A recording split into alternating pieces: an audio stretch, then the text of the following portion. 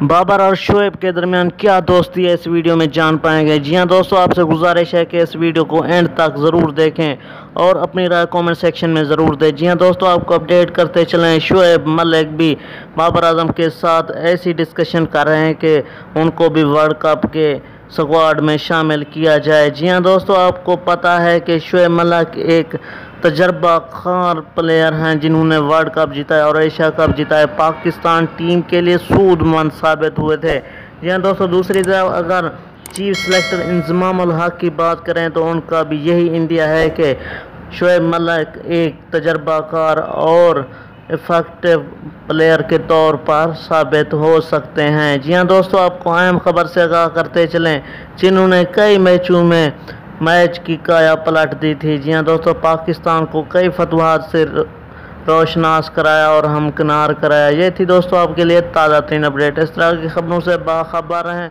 और हमारे साथ जुड़े रहें।